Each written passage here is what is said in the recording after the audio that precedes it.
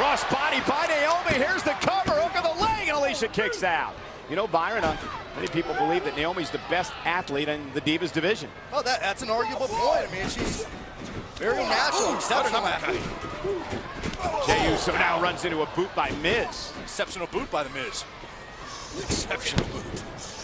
Again, Miz and Mizdow looking to regain their tag team titles week from Sunday at the Royal Rumble event. Byron, you know Miz fell in love with himself at an early age, and he's remained faithful ever since. If I were the Miz, I'd be in love with myself too. Nothing wrong with that. This guy got a 10-foot ego and a 6-foot body. In order to have an ego, you have to have talent, right? You should. Wow. Ooh. Wow, Michael. I've been talking about as a on-screen personality. Bet you are. And again, the "We Want Mizdow" chants, and Miz just will not give the WWE fans what they want. It's not about giving the fans what they want. It's about sticking to your craft and delivering as he is right now. Yeah, Miz is the best at what he does, and what he does is make terrible movies. Oh, man, both men down center of the ring, and Sandow's down as well. Look at Mizdow, excuse me. Hey, Mizdow. I don't understand why you guys continually mock two men who were so dedicated, who are perfecting and executing their passion before our eyes. Because they look like idiots. I don't think they do. You don't think Mizdow falling all over the place by himself looks like an idiot? I think Mizdow's proving his commitment. Jimmy Uso with a big kick. Uso showing a little commitment. Whoa. Samoa drop.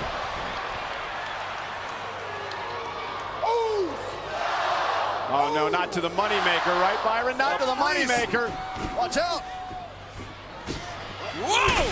Uh-oh. For the victory. Is it enough to put up? Alicia. Thank goodness. Hey, Alicia. Good call by Alicia. Oh, look at Naomi! Wow! That athleticism you were talking about, Michael. Miz looking to steal one here. Reversal. Wait. Does he have no?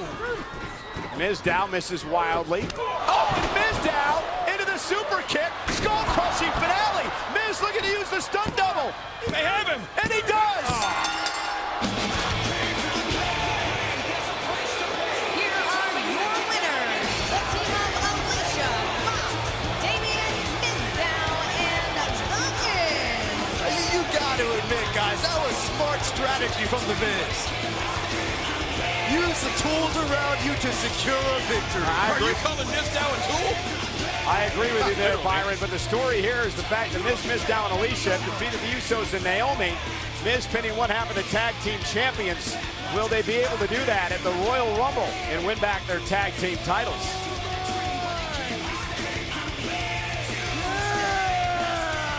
Ladies and gentlemen, please welcome Roman Reigns. Hey, Roman. In 10 days, you're going to be competing in the Royal Rumble match where it's every man for himself. But tonight, do you think that you're going to be able to coexist with your tag team partners, Daniel Bryan and Dean Ambrose, knowing full well that at the Royal Rumble, they could be two guys standing between you and the main event of WrestleMania? If tonight was the Royal Rumble, those boys would be in a world of hurt. But it's not. Tonight's a different situation. Dean, that's my boy. Daniel, I don't have any problems with Daniel. Who I do have problems with is the Authority. The Authority and their giant crybaby Big Show. So tonight, it's another opportunity to screw over the Authority. But when it comes to the Royal Rumble, it's one versus all. And Dean and Daniel, they fall into the category of all. And you're looking at the one. Believe that. Strong words by Roman Reigns as he gets ready for our main event. But there's Paul Heyman, the advocate for Brock Lesnar. I'm sure he has something to say about Rollins curb-stomping Lesnar. That's the fastest I've ever seen Paul was waddle.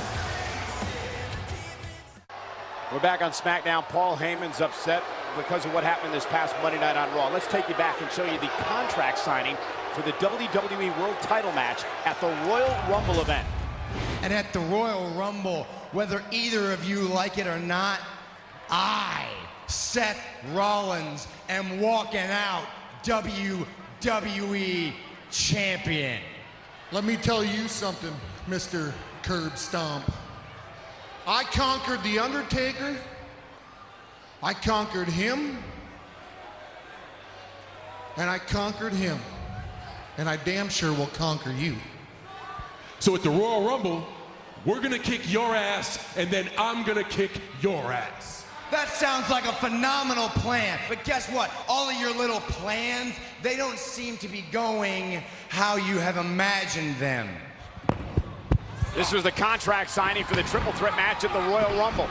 This is what happened. Watch Brock Lesnar first with a German suplex to John Cena. And King, things got out of control after that. You're not kidding. Well, you had to know this was not going to go well.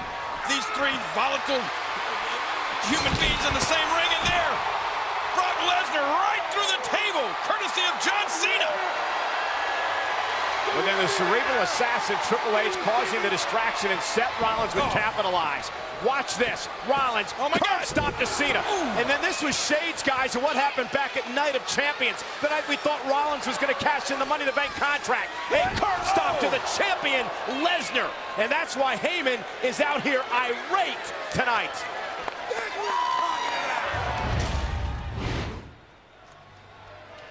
Ladies and gentlemen, my name is Paul Heyman, and I am the advocate for the reigning, defending, undisputed WWE Heavyweight Champion of the world, Brock Lesnar. I don't mind coming out here tonight and admitting publicly that for the first time in my career, I am afraid. I am a scared man this evening, because if you think about it, Brock Lesnar as a conqueror does what he does because he's a beast. He does what he wants because he can. When Brock Lesnar conquered The Undertaker's undefeated streak at WrestleMania, he did it because he could, because he felt like it, because he wanted to. He had nothing personal against The Undertaker. He wanted to conquer the streak, and that's what he did, because that's what a conqueror does. When Brock Lesnar took a $100 million franchise named John Cena and dumped him on his head 16 times en route to taking the WWE title away from John Cena, like taking candy away from a baby. Why did Brock Lesnar do it?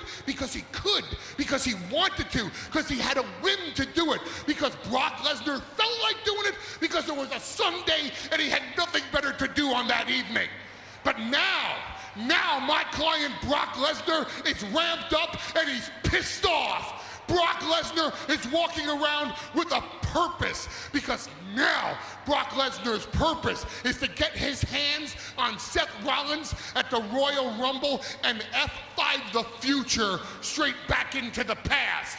My client, Brock Lesnar, is going to the Royal Rumble with one thing in mind.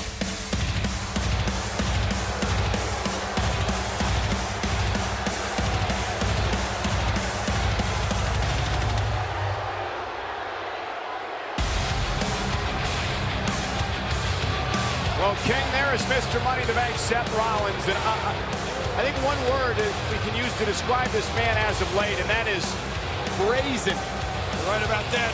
You know, for the first time, I got to admit, I was believing every word that Paul Heyman was saying. What now?